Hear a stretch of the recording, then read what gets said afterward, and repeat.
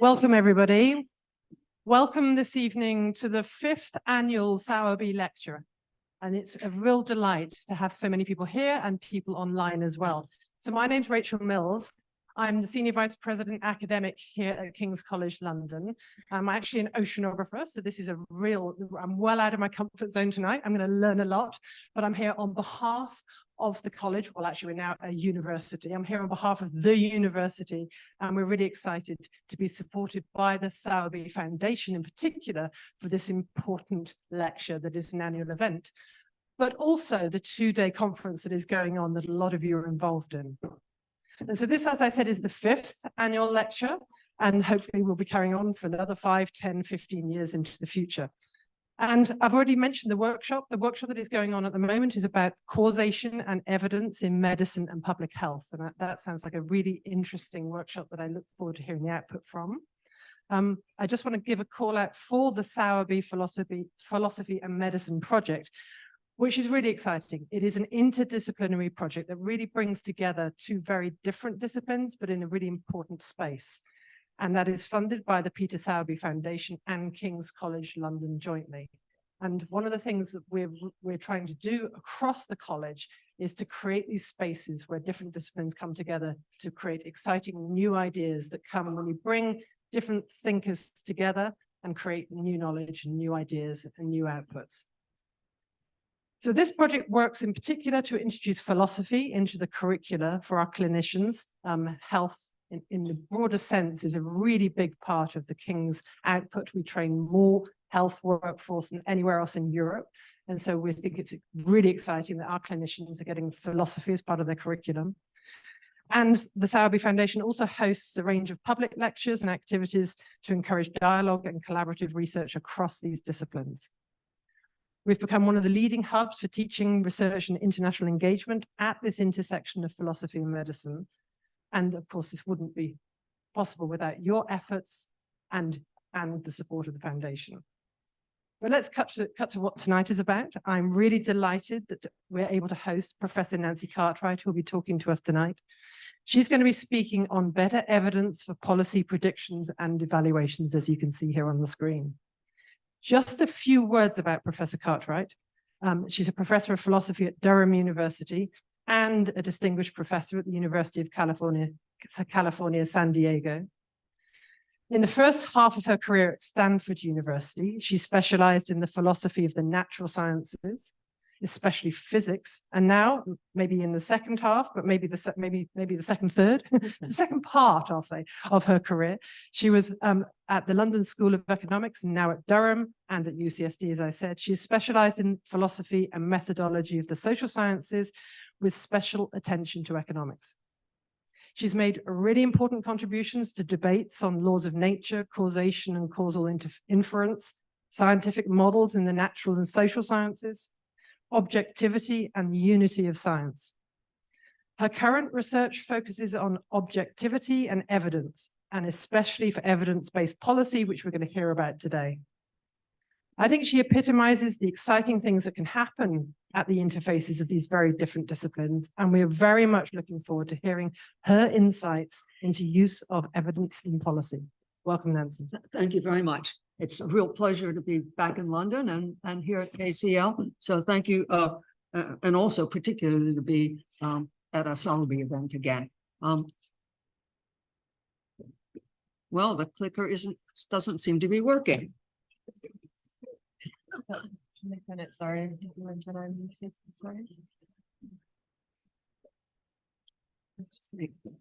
I'm going to illustrate this evening with a public health policy that I worked on. I didn't work on the evaluation. I'm going to illustrate with a case of a public health policy.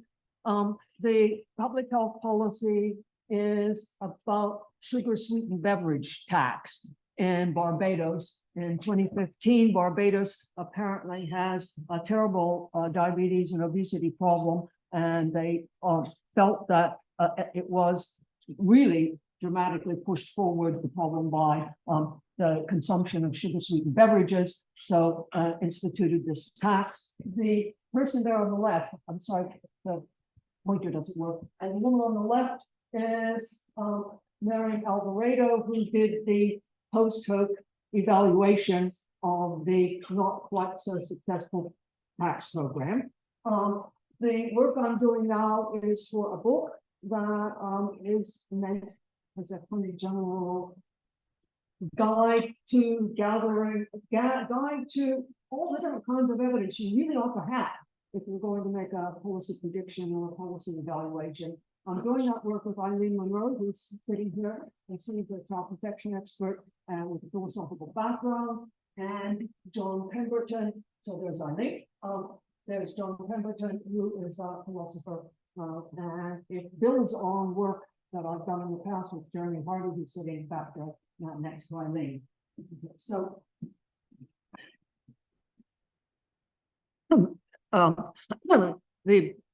I think it's pretty clear about what was going on and levying this tax in Barbados. Theory suggests that introducing a tax on items reduces their purchase. Problem was that the tax, I'm doing a sort of caricature of the extended study that Miriam did. So some of it's a little pastiche of what actually. Okay, so the tax on sugar sweetened beverages did not reduce consumption in Barbados after it was introduced in 2015. So the question is that I want to address is, how do we know post hoc? How do we know that the tax failed? Well, that's what Miriam was supposed to be establishing. But why? What did she do, and why should you believe what she's done? And how do we know why it failed? And then ex ante, if we're thinking ahead of time, if you've been in Barbados, is there something you might have thought about a little better? Probably they wouldn't have come up with this, but still, ex ante, what we could have looked for to have made a more accurate prediction about what would ensue when the tax was introduced. Now, the aim of our work is to help you answer questions like these. These are questions about what philosophers call singular causal processes and how to warrant claims about them, both for post hoc evaluation and for ex ante prediction.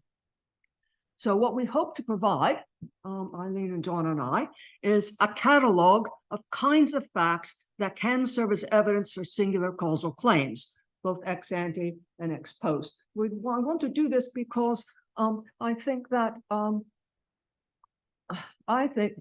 most of our predictions are much less well warranted than we like to believe, and most of our post hoc evaluations are much less well warranted. I don't mean they're mistaken, and that actually even it might be okay. We might have been entitled to do what we did, but when it comes to warrant, if there are facts that need to be in place for the policy to have worked, and you don't have any evidence one way or another about whether they happen, it's under evidence. So that's basically the idea why we want to get this catalog of facts assembled. Most of what I'm going to say is entirely familiar. The problem is that it's not usually all assembled together in one place. So you can find out some of this here and some of it there and some of it there. And when I talk about it, you'll probably say, oh, yes, it's one after another. That's familiar.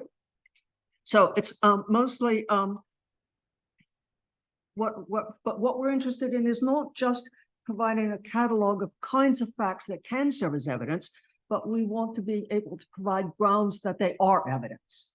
So if you claim that a certain fact, I saw you running down the street, if you claim that's evidence about you're having just broken window in the local store, one ought to be able to provide grounds for why that fact is evidence. So we want not to just give a catalog of kinds of facts, but to have some good grounds for taking that those kinds of facts are indeed evidence. And it's the grounding, it's getting together the grounding and the types of familiar evidence that is the job that we're doing now. So we're going to do this. We're going to provide grounds via what we call a thick theory of singular causation. Now, let me tell you a little about the theory. We want it to be informative. Particularly wanted to be informative with respect to grounding evidence categories. And it should be rich enough to help us figure out what kind of things are indeed evidence. For instance, what kinds of things count as evidence for causation in a single case? That's what we want to have. Our theory should provide grounds for answering that. Now, we're not aiming at all for necessary and sufficient conditions, which is what philosophers are usually doing. X causes Y in this setting, or X causes Y in this setting, if and only if. That's not at all what we want to do. And for several reasons. One is philosophers have been trying to do that, and also some methodologists for yolks, and nobody's done it very well. Okay. Basically, even if you could do it well, as I mean, some people do think that they have a special prize theory, but without an informative theory alongside necessary and sufficient conditions, they're usually the necessary and sufficient conditions are usually of very little use. So consider counterfactual theories. Like this is sort of the big flag game in both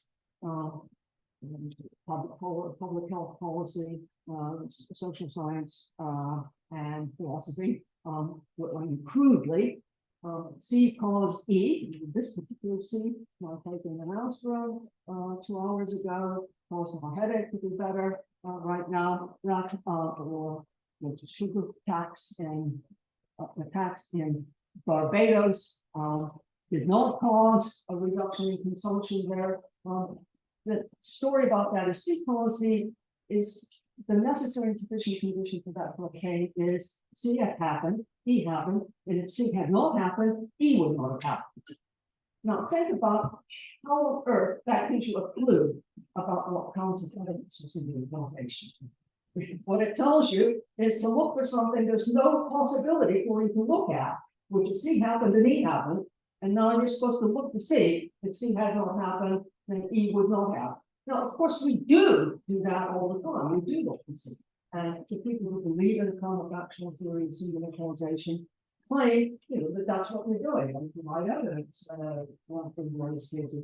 But the problem is that the fact that those, whatever they offer as evidence, the fact that it's evidence has to come from somewhere, some other information than the necessary and sufficient conditions. And the idea is basically, so our idea is that if you want to provide evidence for something, like the charge of a charged particle, you need to know quite a lot about that something. You don't just need a definition with necessary and sufficient conditions. The actual justification of what you're doing that counts as evidence is going to depend very much on a lot of other things you're assuming about that. So you can tell the charge of you tell the charge of charged particle by putting an electromagnetic field and see how its trajectory reflects. That's got nothing to do with defining negative charge. It has to do with a ton of stuff we know about how negative charges behave. And similarly, necessary and sufficient conditions for causation aren't going to get us very far if we don't have lots and lots of other information about what, facts about singular causation about behaves. So we're looking for standard assumptions about singular causation that we actually find people using, right? Not the necessary and sufficient conditions. When we're looking to justify evidence, what kind of facts are we actually generally assuming? So that's what our, okay. So we have identified sort of 7 pieces or 7 interlocking components to the theory. They're all refinements of familiar philosophical theories. And they all connect with existing methodology. It's just that what we want to do is be able to show that the theory provides a defense for those methods. And it also provides cautions about their use. Now, here are the 7 components and the methods they support. Their formal features where we offer time evidence, processes, we do process tracing, theories of change, Inus conditions, I'll talk about those, and potential outcome equations. To study those, we do RCTs, econometric models, stratification and statistical studies, etc. Activities, that's a real central concern in realist evaluation. Tendency laws, again, realist evaluation uses them, and they're at the heart of absolutely standard method of analysis and synthesis that we use all the time. Structural equation models, those will back up a whole lot of the Bradford Hill symptoms of causality. And structural mechanisms. Well, we study microeconomics, we study systems biology. Eileen studies the systems in which child protection programs are embedded and says that child protection is a systems problem. And the use of something that I talk about a lot, which is markers, so that even though you don't understand the details of the system and how it does what it does, there are external markers sometimes, so you know you've got the right kind of a system. Like, you know, acorns look different from nasturtium seeds, and lots of man-made systems that give us good predictions about put your toast in, bread in, push the lever, and out comes toast. They have specific ways of looking, and they come with labels on them. So anyway, all of those are the components, and each of the components we picked out, and then all of them together are very useful for understanding why many of the methods we do use and do trust in are actually reasonable ones to trust in. Okay, I'm going to quickly look at 5 of these together, giving you a sense of what we're doing and what kind of implications can be drawn from this kind of work. The second component is connecting processes. So it's well-known mantra, causes and effects are connected by continuous processes, as David Hume taught, and as Wesley Salmon, that's Wesley and Salmon and his wife there, it's almost always the case, and particularly in our public health and medical cases, that there's a series of significant causal interactions along the way. So you've got the cause over here at one time and place, and the effect over here at another time and place. The Barbados and sugar tax thing was studied over the course of 2 to 4 years, that there are significant steps in the middle where significant causal interactions happen. So that step 1, the beginning initiating cause that you're interested in, and what a claim it has is having an effect on the outcome. You know, each step causes one after another. So the sugar sweetened beverage process, there were actually 2 that Miriam identified, and 2 that people had actually thought were going to come into play. One was via a price effect. You know, so the idea was that first the Minister of Finance introduces the tax, then the revenue authority agents collect the tax, and that is the same thing as increasing the cost for manufacturer. So as a result, the manufacturers increase their prices. As a result, the retailers increase prices, and then the consumers buy fewer sugar-sweetened beverages. There's also a signaling effect. The idea here is that the government introduces the tax, and they make it well known what's happening, that they're introducing the tax, not just to raise revenue, but for health purposes. And so they're signaling sugar-sweetened beverages are bad for you. And the process, so we've laid out a number of steps that you would sort of expect to happen, and that Miriam had, we mapped out with Miriam. So that's the process. And actually drawing this kind of a diagram, I guess you're all familiar with now, is usually called a theory of change, a box and arrows diagram like that. Is a simple, basic theory of change for how the public health policy is supposed to lead to the desired outcome. Theory component 3 is causes or inus conditions, insufficient but necessary parts of unnecessary but sufficient conditions. Has everybody got that? Okay. Let's look at this. That's one of the points. This is the kind of thing that J.O. Mackey told you, the outcome is happens if and only if the cause happens, the one we're interested in, or some other stuff happens. So the cause, it's not necessary because there's almost always some other, more than one way to skin a cat. There's almost always other things that can bring about. That's all those other things are encoded there in the W. And then the other thing is that the cause itself is hardly ever sufficient. It's necessary part of a sufficient condition, but there's almost other stuff, always other stuff that has to operate with it in order for the highlighted or salient cause to produce its effect. In defending that randomized controlled trials, we'll give you an unbiased estimate of an average treatment effect. You use this potential outcome equation, where basically it's the same thing, right? The size of the outcome Y for the unit, the individual view, Barbados, the country Barbados, that would be, depends on the number of more that you allow more than that line is where it is. So they're just exactly parallel. The potential outcome equation is just minus value. Okay. Now note that we say causes are Inus conditions. I mean, almost everybody, as I said, most of what we're relying on are things that aren't very controversial. So causes are Inus conditions. I just wanted to mention that don't get that back to front. There's no claim that Inus conditions are causes. Two joint effects of the same cause can be Inus conditions to one another. Inus conditions aren't necessarily causes, but we think what causes are in these Inus conditions. So, experience causal. Now, as I said, the right-hand side are the possible causes. That should be O, sorry, for O or Y for you. But notice, I mean, we're always talking about a singular case. We're talking about this, this tax that was introduced in Barbados at this time was or was not a cause of a decrease in consumption in sugar sweetened beverages.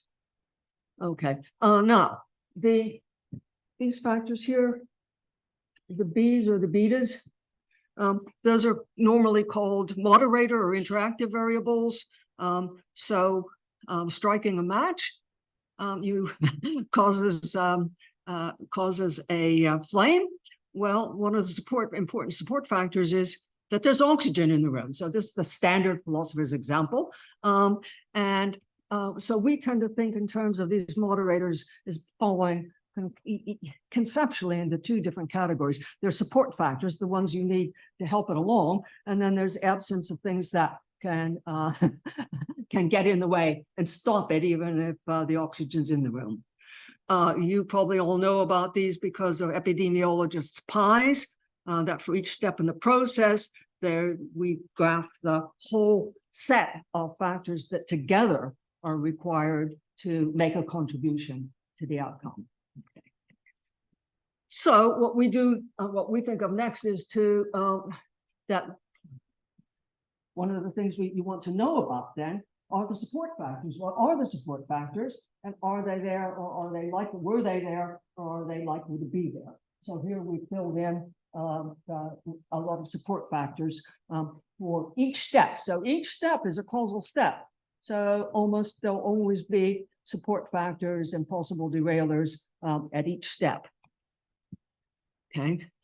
In this case, we had a particular derailer, which was that everything was going smooth. Actually, it turns out in this case, things were going smoothly along one of those processes. But what they actually hadn't thought of is a derailer that actually happened, that there's a possibility that a company got very ingenious and figured out how to produce sugar sweetened beverages at a much lower cost of production. So they were able to undermine the increase in price due to the tax. So just a simple derailer, that's one that actually happened in this case.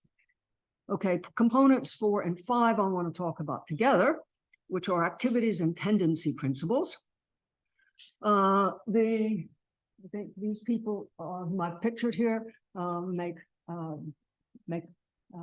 big issue of this. That's Julian, the philosopher Julian Rice, and of course the philosopher Elizabeth Anscombe, whom I think we all look at, Jim Bogan, and these are two evaluators, realist, sort of responsible for pushing off realist evaluation, Ray Paulson and Nick Tilley. Okay. Now, activities. Let's think first about activities. Causes don't just sit there, miraculously followed by their effects. Okay, they do something to produce the effect. If you look along the price effect process, the tax raises the cost of SSVs. It doesn't just, there's a tax and then the things cost more. The tax actually raises the cost. Or along the signaling effect, the tax warns people of the health hazards. Okay. So what we then do is to try to add to the graphs shorthands for the actual activities that the cause is supposed to be participating in order to produce the effect of the next step. A lot of what we write in when we do a chart like this are really shorthand. We might end up using a word like induces, which is hardly more informative than causes itself. But in a side panel, we would explain what the actually more concrete, fully described, thickly described activity is. Now, the reason, I'll tell you the reason for that in a moment. But let's go on to tendency principles. Why believe that warning the public that sugar-sweetened beverages are risky induces them to avoid them? So we have this activity, right? Why do we think that activity warning them is actually likely to or did end up in people listening and consuming less? Well, why believe that making the beverages more costly reduces sales of them? Well, I think we do it without even thinking about it because we rely on two familiar general principles expressed as generics. Warning people that something is dangerous tends to induce them to avoid it. Or we sometimes just say induces. We know that's not meant to have a universal quantifier in front. As I said, we express it as a generic. Okay. Warning people that something is dangerous induces them to avoid it. Increasing the cost of something reduces the quantity of it purchased. Again, you might think of these as ceteris paribus principles, but I think it's a mistake to think that there's a list of, if only we could fill in all the conditions, then this would always hold. It's rather they're more like they often, not always name, individual and institutional dispositions that some institutions have, or most of us have them most of the time, and some have them more strongly than others, and these are clearly not laws like the law of gravity, but they certainly are the principles, the kind of principles that we rely on all the time throughout the natural, not just the social sciences and public health. We do so in medicine and in other natural sciences. I make a big thing about, we do this in physics all the time. Okay, so they're not laws like the law of gravity. They are what John Stuart Mill called tendency principles. So let's turn to tendency principles. And there's Jan Elster. He's argued for tendency principles. J.S. Mill is the first person I know who articulated the idea. And there have been something I've been very keen on. Okay. Now, for philosophers, you might remember Donald Davidson. And when it comes to warranting for singular causal claims, I don't want to say that. Okay, but it comes to I want to agree with Davidson that justifying the fact cited as evidence is evidence relies on supposing the singular connection occurs in accord with one of these general causal principles, a tendency principle. That's what Davidson said. And for years, I used to argue with it. I said, no, that's mad. Well, that's because I was kind of locked in the idea of what kind of thing a law was. And as soon as I cottoned on to Elster and Mill on tendency principles, had said, yes, we rely on tendency principles all the time. It's also important as a philosophical aside that this is not Steve Mumford, our metaphysician at Durham, one of our metaphysicians at Durham said, you really think that there could be just no one-off singular causes without causal principles? And I thought, well, I have no idea about that. What I do have an idea about is that I wouldn't know how you go about warranting that was actually a causal connection if it just happened one-off and with no causal principle and nothing. When I look at what people were doing in defending that a piece of a piece of evidence is evidence for a causal principle before causal singular causal connection, there's always a causal principle in the background.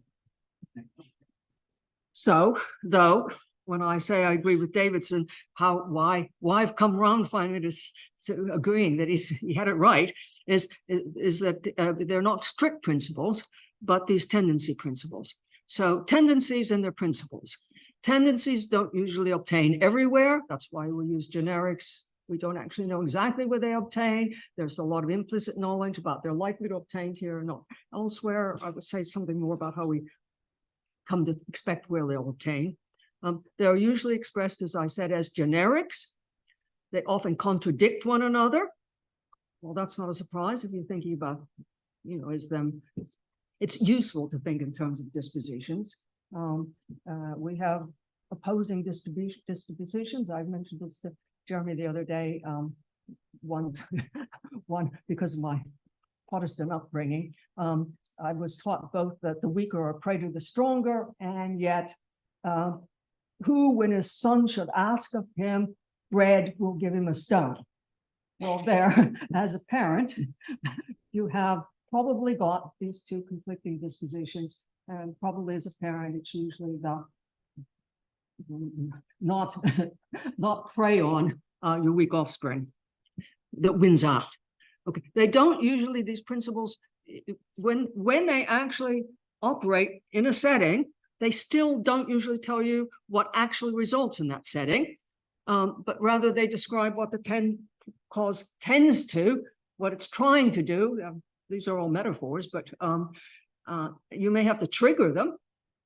The tendency principle might need something to get it to operate. The indicated effect is usually not the observed outcome, because in almost all situations, there's lots of other causes operating than the one that we're focusing in and that is the topic of the particular causal principle in question.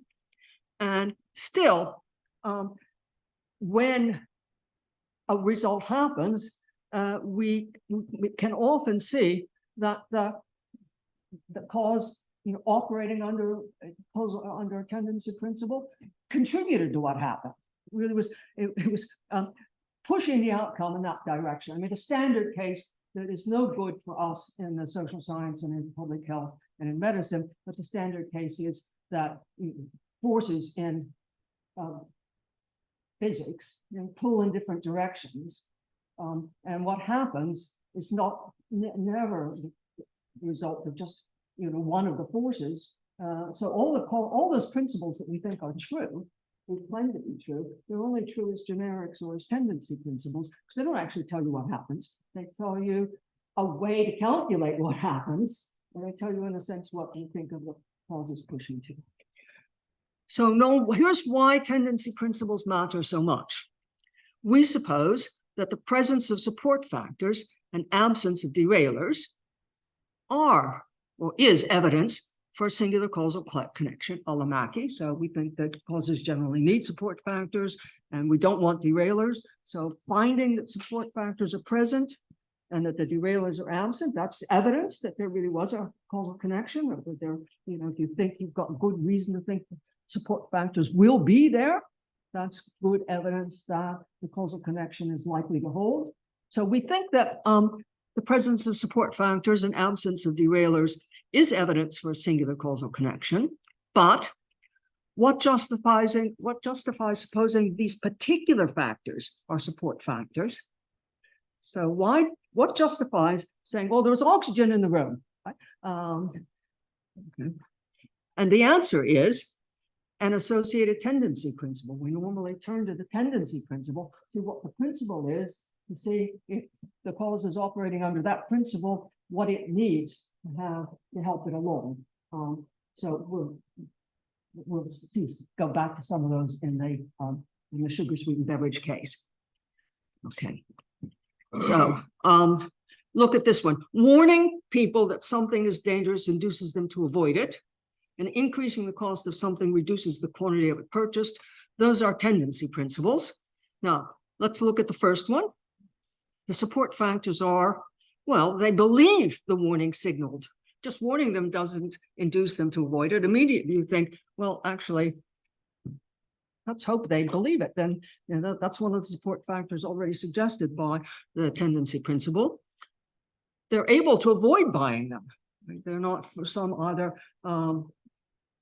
the mafia is insisting that they better buy them, or also that they have other necessities. They understand that it is the sugar sweetened beverages that are dangerous. So you believe that it's dangerous, that's going to not stop you buying it if you don't actually recognize it's the sugar sweetened beverages that are dangerous. And oops, this is one of the ones the planners missed. They actually did have in mind what they didn't have it in mind explicitly, but they obviously were assuming this kind of principle was going to operate.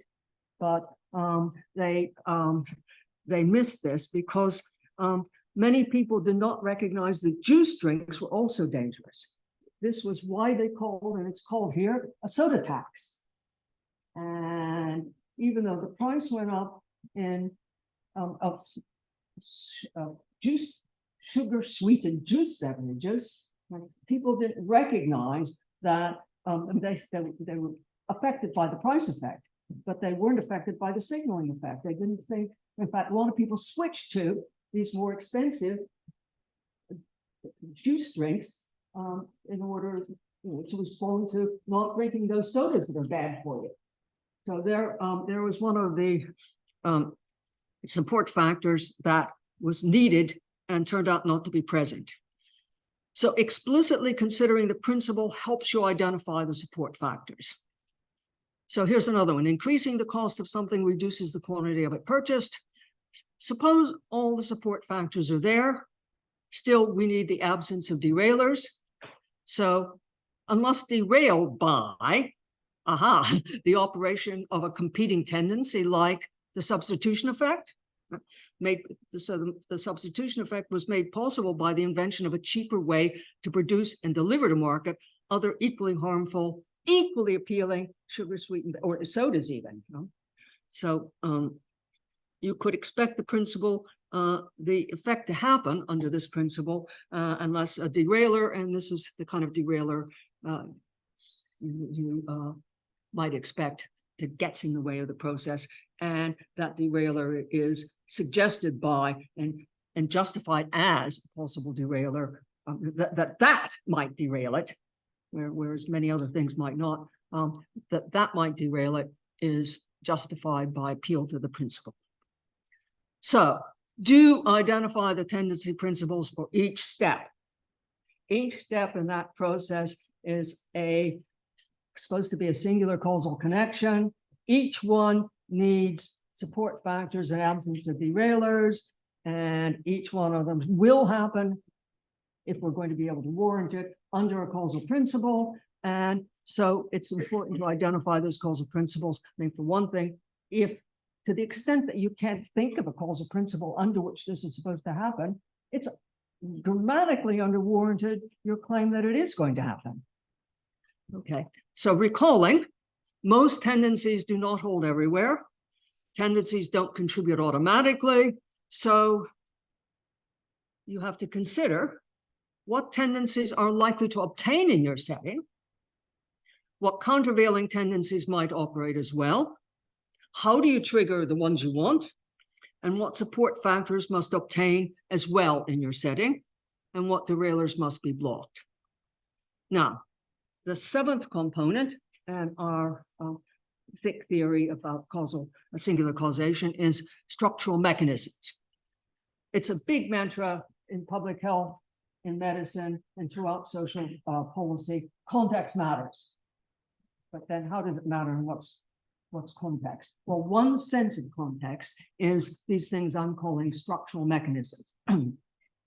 So what fixes which tendencies obtain an S in a given setting S? What fixes what principles can be called into play there? Okay. What fixes what processes are possible in that setting? What ones can be afforded and what ones not? And what fixes what counts as their support factors or derailers in that setting? The answer is the underlying socioeconomic, political, cultural, legal structure of the setting, which is mechanism. There's several senses of mechanism that float around in discussions of policy and causation. I try to avoid the term because there's so many different senses. Sometimes just the process is called a mechanism. Sometimes those tendency principles are called mechanisms. Sometimes the underlying structure is called a mechanism. The so-called, in philosophy, the so-called new mechanists, this is mechanism in their sense. And I called them a long, long time ago socioeconomic, political, nomological machines. I mean, they were nomological machines in that they were kind of underlying structural mechanisms that afforded repeatable phenomena of the kind that we record in what I at the time would call laws and I would now call tendency principles. So, example, people respond to incentives. Well, the underlying social structure of a setting at a time fixes, just this one simple case, fixes what counts as an incentive. So I was at the zoo with my granddaughter Lucy as a tabby, granddaughter Lucy too, but tabby, and I wanted to leave, but she was sitting there in the birdhouse and sort of enjoying herself. And so I suggested to tabby that we could have an ice cream at the exit to the zoo. So I incentivized her. Now, I mentioned to Jeremy the other day that I thought if I wanted to get him to come to the lecture tonight, I probably would have to do more than incentivize him with an ice cream. So what is it that turns ice cream into an incentive for Tabby and not for Jeremy? And that's that depends on facts about them and facts about the whole social setting in which they're embedded. So it's the underlying, what I'm calling underlying, but the larger context in which these causal processes are happening that will actually be responsible for affording some of them and making others very unlikely to be able to happen. And we know that. I mean, there are all sorts of cultural differences. What you do to please someone in one society can exactly the same thing make them very angry at you. And we have exactly the same thing I think in public health, which is part of the problem that we can do. We can find out about the causal process and how well it's working in Tamil Nadu and it doesn't work in Bangladesh or vice versa.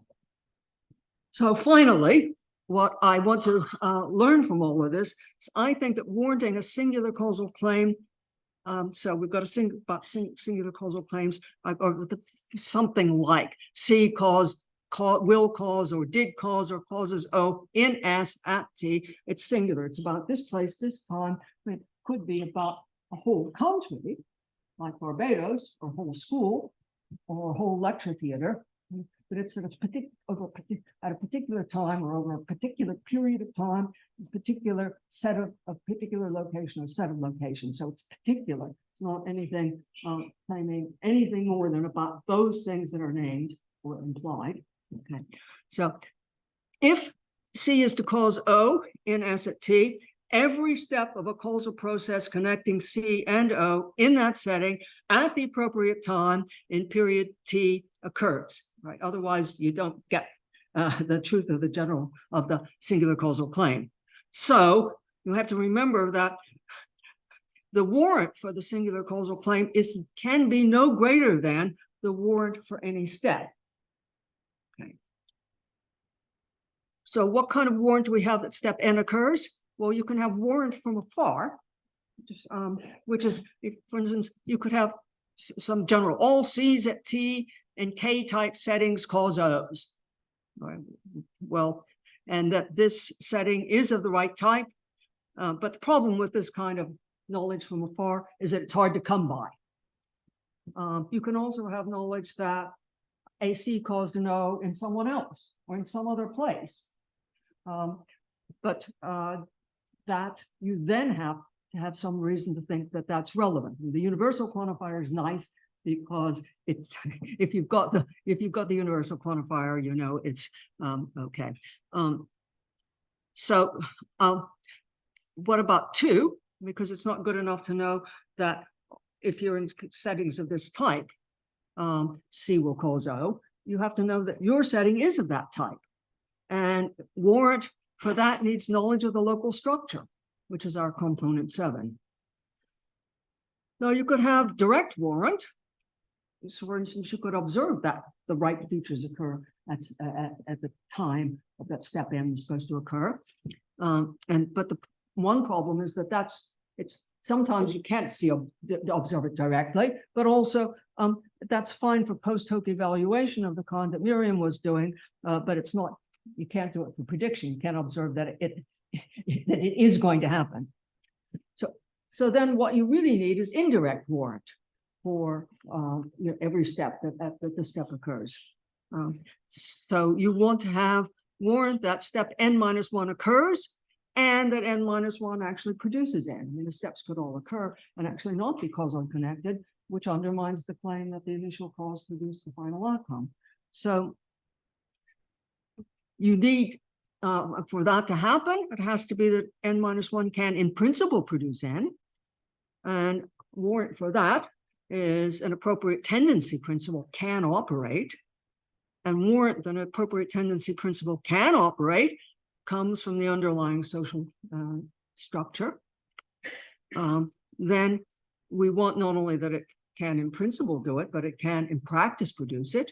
Okay, and warrant for that is going to require that the support factors are present and the derailers are absent. So that's component 3.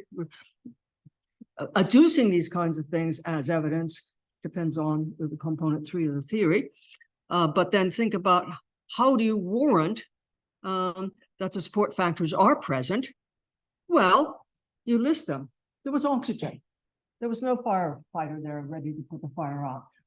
There was compliant tax collectors. There were compliant tax collectors. So you write them down and you claim they're present.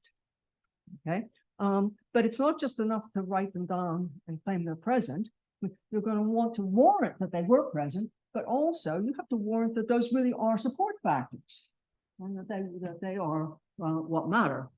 So warrant for the first, again, you can have direct warrant, you can see that they're present, or you can have warrant that they're present by finding that their causes were present or that there were traces of them left behind. So that's the kind of thing you do to warrant that these factors were actually there. But what about warranting that they are actually support factors and derailers? Well, again, you get that from the tendency principle, because the tendency principle shows the rules and the underlying structure shows that these particular factors can fulfill that rule. So that was the point of the ice cream versus the I don't know, the incentive that I offered to Jeremy. So post hoc, you also want to know that N-1 did produce N. I mean, of course, you can't have that ahead of time. And warrant for that is that the requisite activity occurred. And then, of course, what's the warrant, etc. Okay. So the lesson from all of this, remember, the warrant for the singular causal claim can be no greater than the warrant for any step. And whether we attend to it or not, warrant for the singular causal claim requires warrant for each step. Okay. And a given step will not occur unless there's a tendency principle that can obtain given the underlying structure. Well, that's a little stronger. It's that, we won't be able to generate any warrant. Okay. And all the features that counter support factors under that principle are present and significant derailers are absent.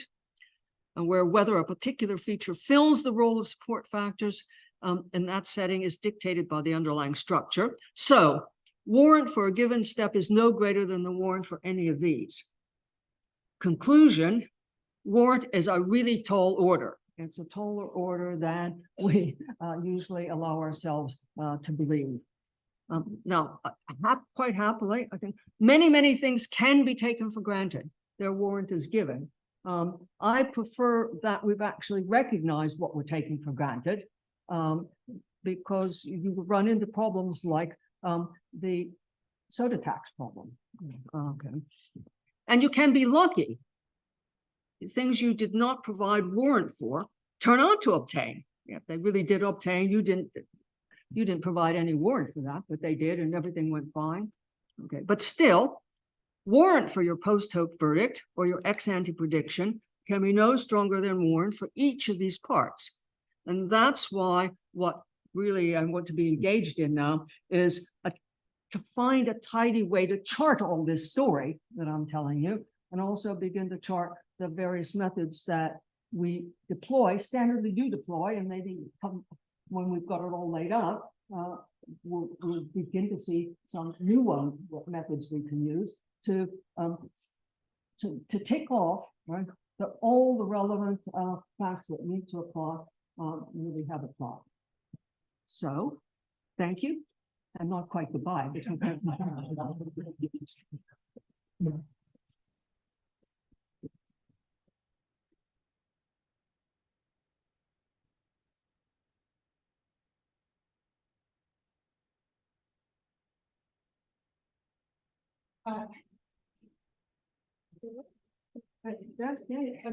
Thank you, Nancy. That was great. I'm glad you're not let a goodbye. I feared for a moment you were going to run off.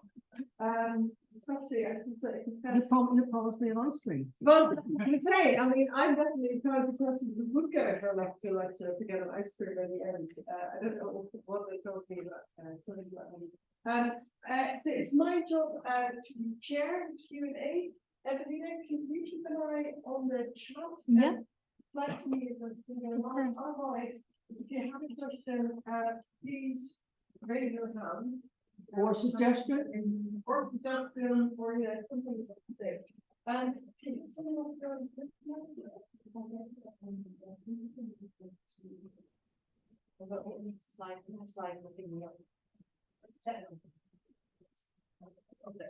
Darren thought I was being really loud. Thank you very much for an interesting lecture. I'm very interested in tendency principles because it seems that in your example, one of the tendency principles was that, higher prices cause, less quantity or something like that. And how do they come to be? I guess, how do I know that this tendency principle is an operation in a social structure such as Barbados? Because it seems to me that the only way I would have that kind of knowledge is because I've observed that people in Barbados, tend to buy less when it's more expensive, but those would be different goods. Those would be different times or something like that. So I'm very curious about sort of the nature of tendency principles as you conceive them. Thank you so much. So I agree with you. I use now that I'm older, I use tendency principles all the time, and figuring out how to get what I want. And a lot of them are very familiar, but we have to figure out whether they're actually likely to operate here. I'm just repeating the question line. Oh, is this one not working well enough? I think it's working. Oh, Sorry, is that okay?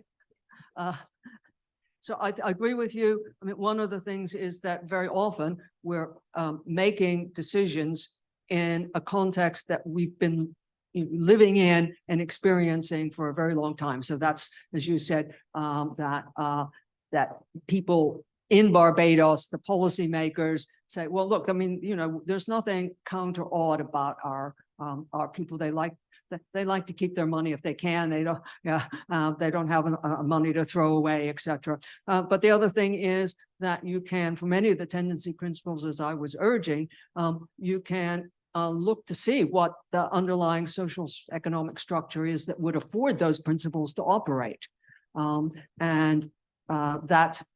That's why I'm so interested in looking at what the underlying structure is. So, for instance, people respond to incentives. Well, will that work in a particular setting where there's a very, very strong moral code, right? That you don't do that, no matter how incentivized you are. And that's something. That's what I meant about it being. If you're not living and making a decision in a context that you have a really good already feel for, right? Then you really do need to study the underlying socioeconomic system to figure out what tendency principles can actually be called into play there. And that's hard. And that's, I think, why many of our policies go wrong, because we've studied them somewhere else.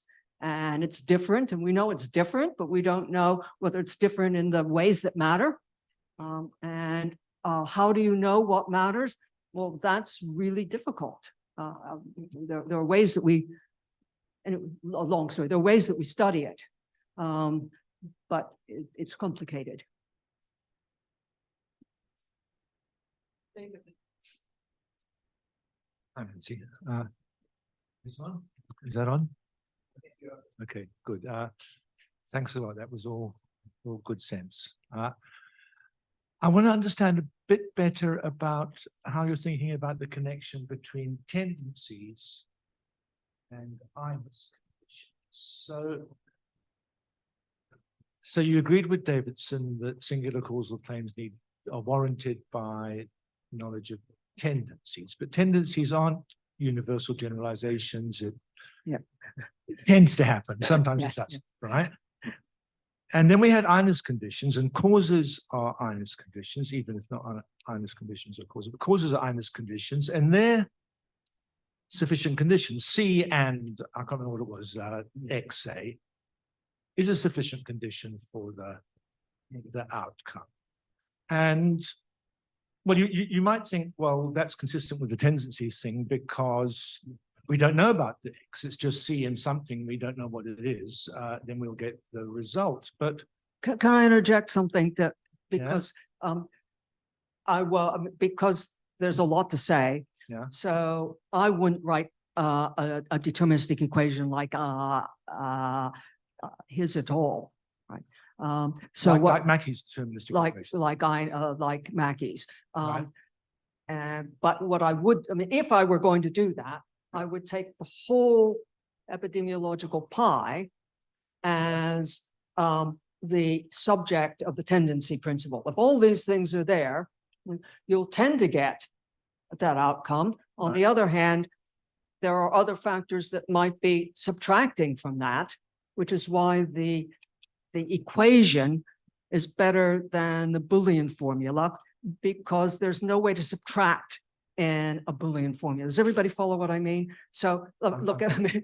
If you write A, if and only if B or C, right?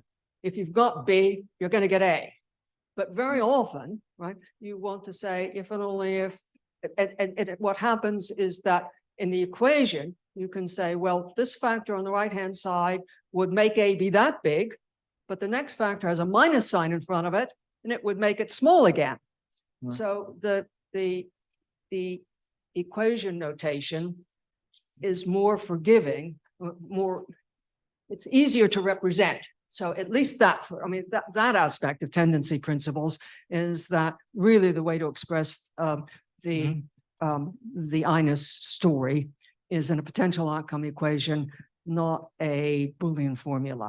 I mean, you can do it in a Boolean formula, but it gets very complicated. So there's at least that. That helps. But let me just push a Yeah, little sure. bit Yeah, more, no, go ahead.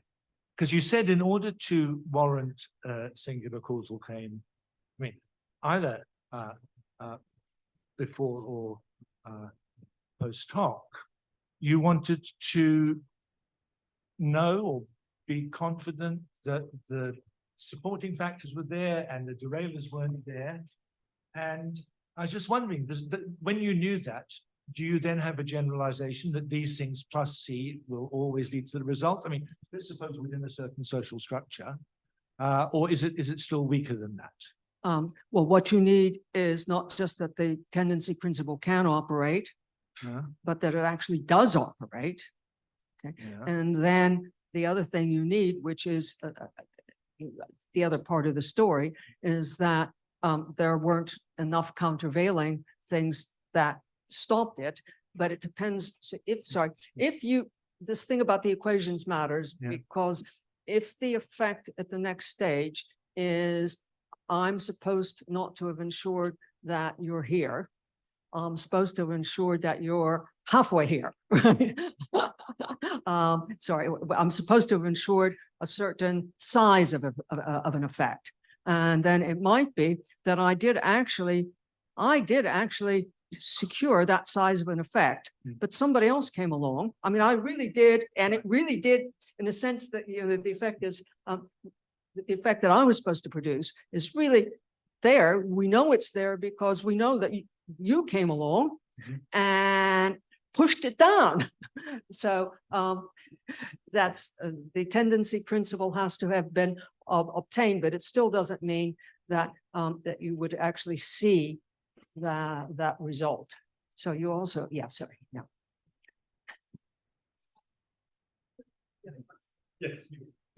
me. Thank you, Nancy. Just a little point, really. So it's about. So I think you heard you say in response to your colleague who asked you about whether there could be purely one-off singular causation, that you couldn't have, even if it did happen, you couldn't have warrant for its having happened. Is that right? yes. So I think that you could have, it could happen that you were doing something odd, produced an effect on David. And I have no idea how I would warrant that. I mean, okay, well, here's how. Okay, right. Okay, I mean, let it be circumstances which are deterministic in the simple sense that stuff doesn't happen for no reason. Right? Yeah, and we can know from long experience that, you know, stuff doesn't happen for no reason, and we're, you know, around, and then I do something really unusual, right? And then something happens to David, and you think the thing that's happened to David, there's nothing else around here that could have caused it. And then you might think, well, that Alexander's doing that unusual thing. I mean, I'm sure, like the first time, you know, a conquistador shot with his musket, an Aztec, it was like that, right? Yeah. The Aztecs knew immediately that it was the musket that killed them. They had no idea about bullets or anything, but people don't die for no reason except there's something funny going on. Or I mean, you can have medical cases like. Yeah, so I agree, partly and partly not. One thing is, just as an aside, you are appealing to not the principle under which it happens, but you are appealing to other principles that allow you to say, well, there was nothing else going on. And how do I know that his sitting there wasn't one of the things? So it's one of the circles, but how do I know his sitting there wasn't one of the things? Well, you know, I know this list of, and the nice cases of physics where we say, oh, well, we've only got 5 kind of forces, right? But I'm appealing to other, I think, other, but also if you have determinism and nothing happens without a cause, and then I agree with you, you could have warrant for the singular causal fact, that you caused, I don't know what you did, but whatever you did caused David, you could have warrant without knowing, without having any idea or any reference to a principle under which it happens. It happens, I tend not to talk about those cases because I don't think the premises are true. You know, I just don't think that, I think things just, insofar as I'm willing to say there might be one-off causation, I'm also happy to say there might be just one-off things happen. I mean, it wasn't interesting what I'm willing to say. What I really meant was I'd be willing to argue that, you know, the kind of argument you would give that there could be one-off causation, I would turn into an argument that probably there could also be just one-off stuff that happens. Yeah. Hello. First of all, thank you so much for your lecture. It was really interesting. I wanted to ask you about different examples where the intention of kind of measuring the predictability of a public policy is not as accurate as the one you presented. Because like, basically with the policy that you have, right, you want to see specifically if that policy is going to reduce the consumption of sugary drinks. But I was wondering, when you have public policies that have unintended consequences, or they create effects on other industries or in other economic markets in the world, how would your framework account for that? How would you be able to kind of warrant the predictability of it all? Because in pandemics, that happened basically. I think that's harder. So it's much easier. I mean, that's interesting. The people who are so keen on randomized controlled trials, they're very nice because there's a well-defined input and a well-defined output. And you only want to find out if whether or not in this study population, you know, these two are connected, right? You don't worry about side effects and so forth. This scheme, I mean, what we've laid out doesn't address your issue. One of the component that I didn't mention, which is structural equation modeling. What I would like to do in cases like this is to start to lay out the whole model of, realizing using structural equations is, using equations over precisifies, but at least it gives you a way to represent so you can see what's going on. So, you know, you then have, so on a given equation, you know, for step n, let's look at the feature that's supposed to be there at n+1. Okay, I've got an equation and it has, hopefully, the feature that's supposed to be there at n, right? But it also has other features. And each of these features itself has causes and has effects.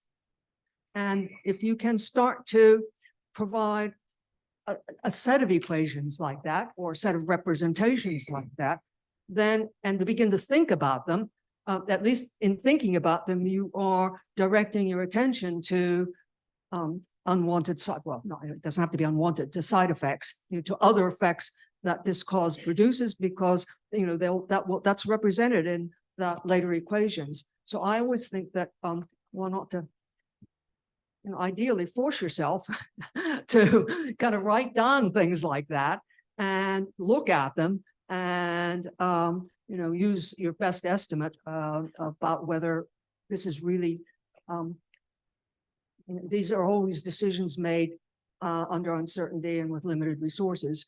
So make your best estimate about whether you should be worried. We should always be worried about side effects, but should you, do we have any sort of good grounds already? And I've been thinking about it because, look, you know, I think this cause would produce that, you know, in another equation, and that would produce, you know, maybe there is a root here. But this isn't doing that. Thank you.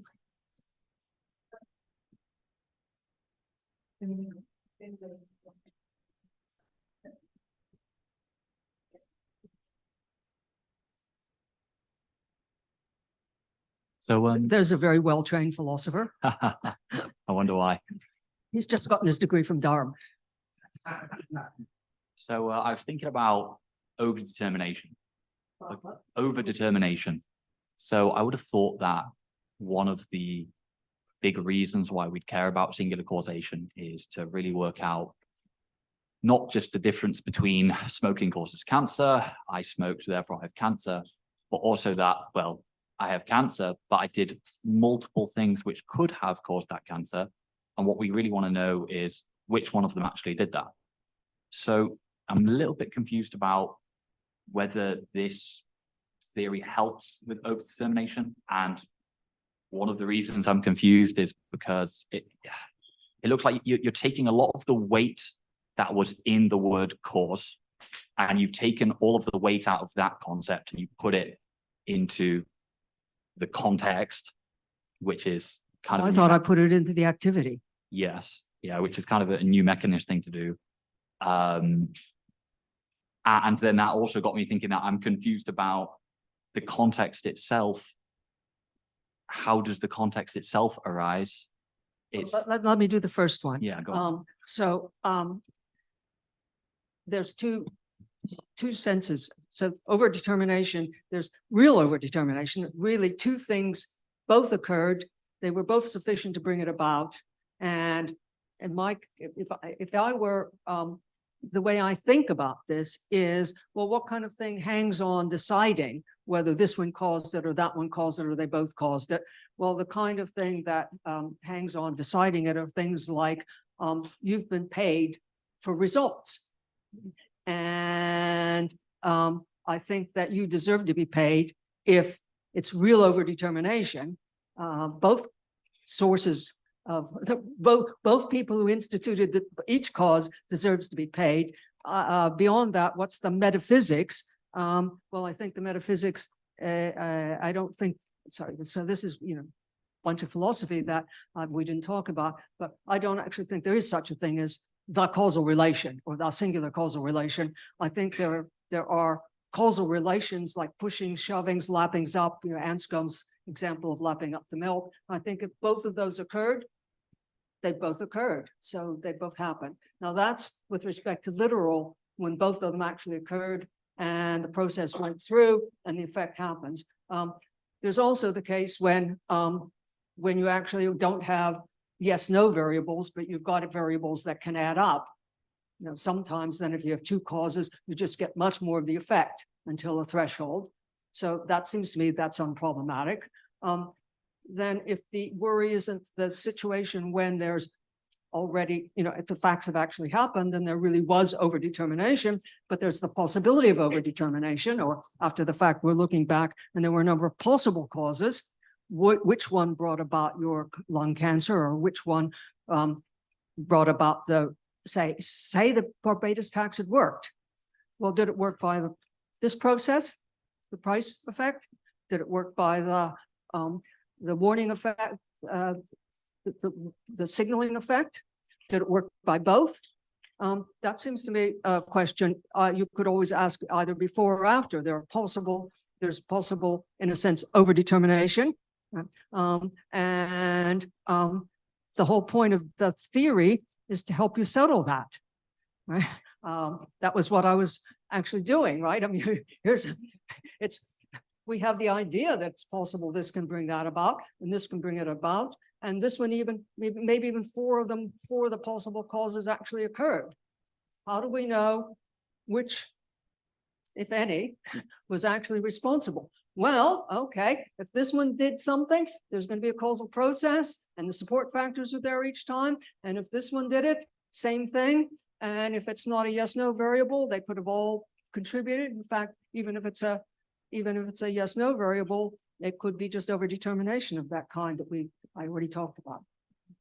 And where does the context come from? Because one of the problems with putting so much weight into the context and into the distal factors and the tendency principles. It's there to start with. We always, there's always a world around us that has a structure, and there's always a social world around us that has a structure, and the structures change over time, and they change due to stuff that's going on in the structure and stuff that's going on elsewhere.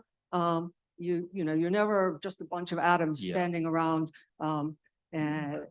interacting without a system within which you're interacting, a legal system, social customs, norms, actually physical structure, like how are we going to get you into the room because the doors aren't allowed to be left open? Yeah, I'm talking about, but actually within your explanation where the context comes from, because the problem is if you're going to come up with a principle like a tendency principle and say, well, I know that X caused Y, I have singular causation there. Here's my theory of singular causation. Well, sorry, It's based the, on the way I'm sorry, the system is there. Yeah. And you, as a responsible predictor or evaluator, go out and study it. Mhm. And you have to figure out how it works. And that's one of the things that Eileen's been trying to do with respect to the uptake of a particular child protection system that is being used. They're actually looking to see what's special about the contexts in which it worked and which one and ones in which it didn't. And she's studying it by actually looking at it, trying to see what the differences are between the two, to look to see if those kind of differences, understand how those kind of differences could affect the success of the actually, getting this program in place properly or not.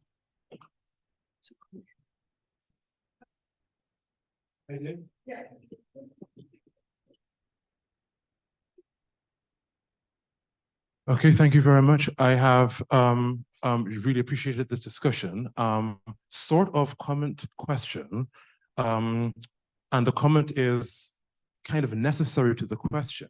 So I'm thinking about causation. I'm thinking about the concept of etiology, specific to medicine, and obviously in terms of context. And this question is pointing towards where I'm kind of going.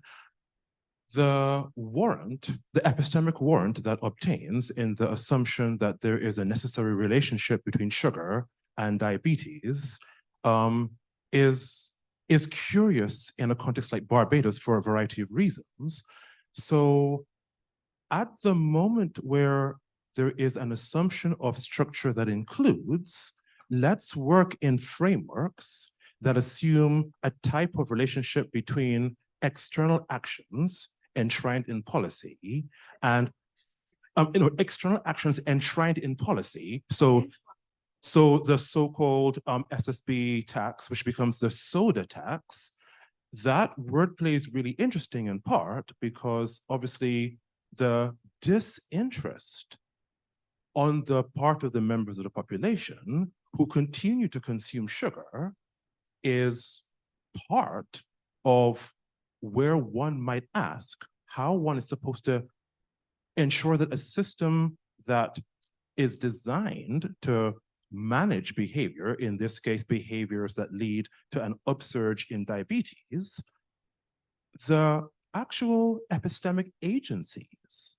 of these people, the decisions they make to navigate life in ways that depend on the consumption of sugar, doesn't seem to be something in a category that at present, the way you're explicating, doesn't seem to be in a type of category that the steps in this theory are accounting for. Now, I can see that the theory is accounting for all sorts of ways that do create necessary context, but there's a sort of contingency that's assuming if we can navigate how the structure works, then we can solve the problem of behavior. And I'm venturing to suggest that the fact that the sugar tax becomes the soda tax and sugar consumption doesn't decrease, perhaps tells us that this way of accounting for behavior doesn't help us understand the etiologies of diabetes in and of themselves. So how does thinking about causation in a very rigorous philosophical way necessarily help us solve etiological problems that are also public health problems? Can we make an argument on the basis of warrant that enables us to say causation, philosophically, will sit alongside and be coterminous with etiology for diabetes, and then that will sit alongside behaviors which are public health concerns? I'm not sure that the model helps solve the specific problem that you're pointing at. Sorry, I thought it did because I thought all of the items that you brought up will play a role in laying out how that process is supposed to work and what kinds of things can get in the way of it and what kinds of things not get in the way of it, and people's consumption habits and norms are part of that story. They're just not part of the story that I've laid out, but definitely you have to assume lots and lots and lots about other factors. And a lot of those factors are ones that do depend on both the structure of the human body and the structure of the society.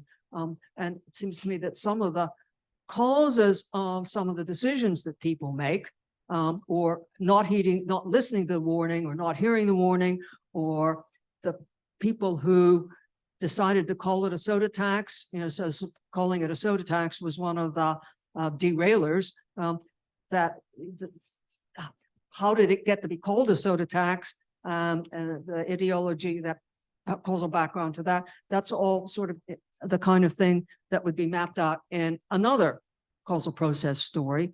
And they do interweave. I mean, factors that figure in one will figure in the other. So I didn't quite understand why it looked like a problem.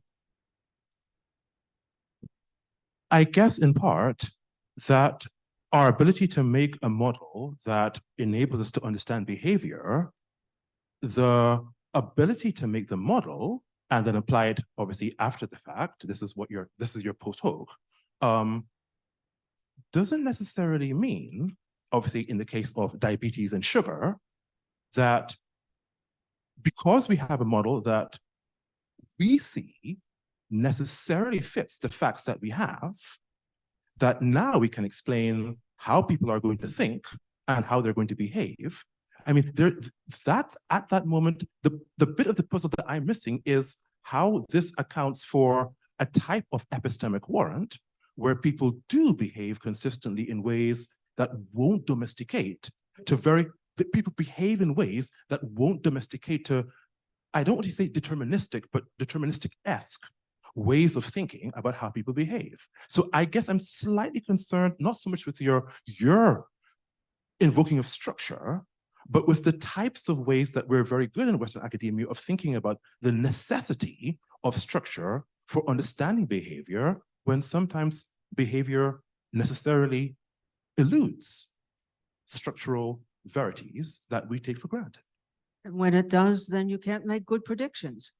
So this is all in aid of what are the conditions that what would be required in order to make both a reliable and a warranted prediction. And it requires, of course, that the assumptions are met. And if they're not met and there's more going on in the story and people's behaviors are, for instance, locked in and that's not in the story, then you're not going to make a good prediction. And part of the reason for laying out a ton of stuff that already has to be in the story is to point out how actually we need, how hard it is to make predictions, and then pointing out that it's just one tiny bit, one strand, right? Because there's a ton more stuff, knock-on effects that doing these things will have, and also there's probably might be a dicey story behind why this was being done in the first place, or why it wasn't done earlier, or why why we don't regulate, or we've just heard a talk on don't regulate, right? Why we don't regulate companies more to produce healthy products, etc. Those are all just different stories, and they all intersect. And this is really, really narrow topic, which is you have a particular policy, you have a particular outcome. How do you figure out whether you're going to get from here, likely to get from here to there, or you did? And it's just it's not the heart of understanding what's going on, or probably how to bring about change, but it does address a particular specific problem. We started 5 minutes late. Will you forgive me for overrunning for 5 minutes? Yeah, okay, there's one question there, but try and keep it brief. Right, okay, thank you. Thank you for this. So I want to ask about something slightly different, which is the sort of activist side of this project, I think. More activist side of this project, I think. Activist, sort of interventionist. Yes, let me continue. I think it will become clear. So I'm a big fan of diagrams. I love using diagrams to think with, and I think they're very good tools for thinking. But on the way here, I had a discussion with Louis about rules that are sort of meant to be, well-meant rules that are suggestive for, doing things appropriately that can then turn into thoughtless algorithms that we just follow. And I see this in your suggestion that we should make these really big diagrams that encourage policy makers to really map out all the different ways that causes could or could not occur. Well, I was urging policy evaluators and predictors. Yes. And so I really just wanted to ask if you've had any thoughts in this part, because I hear you suggesting that they should actually use these maps that you're drawing out. If you've had any reflections on what role diagrams play when they go into bureaucratic systems and become evidence themselves. Well, so far, all I've tried to think about is how to make the diagrams, right? What happens when, and I have the optimistic view, is that if we make more of them, we'll do better, or we'll hedge our bets more. But what happens to the epistemic structure, or structure of our knowledge and knowledge production and knowledge use, if we start, what I'm hoping, right, is that much more different kinds of evidence will be gathered. And it won't be that the realist evaluators are gathering that kind, but they're only doing those, the projects they've been assigned, and the RCT guys are doing that, and process tracers are doing that. But that all those tools together are recognized that they're useful and actually needed in any one study. That was the biggest hope I had. But what might happen if these catch on, which is sort of what everyone's been doing, urging mixed methods. This is just an extended argument for mixed methods. But what are the mixed methods supposed to do? The mixed methods are not to establish the overall causal conclusion. So often mixed methods, you think, well, okay, we can have an RCT. Well, maybe what we need is some observational studies, or maybe we even have the idea that, oh, well, at least we ought to have a process. Well, I think, well, if that's good, that gets us somewhere. But now, as soon as we start having a process, we're going to use process tracing techniques, but we're also going to have to appeal to a lot of principles. A lot of those principles are going to be social psychology principles. So maybe we actually ought to learn some social psychology and, et cetera. Okay. I'm going to bring Shui the microphone. I thought that was a great question to end on. I mean, I'm wondering what the support principles are for Nancy's causal intervention by bringing this to policymakers. And I'm one of the support principles surely is that people don't try and misuse it or set a potential derailleur. And I'm worried. Sorry to those who had questions that we didn't have time for, but it's an evening lecture, so I really don't feel I can prey upon people's time any longer. We have a drinks reception straight after, so maybe Nancy will still be open to questions at that. Rivka, where are the drinks? The Terrace Cafe, I would suggest just going in a line. We should just following Rivka in a line, yeah, and don't get lost. So all that rests me is to thank Professor Cartwright for a wonderful lecture. Thank you so much, and thank you all for coming.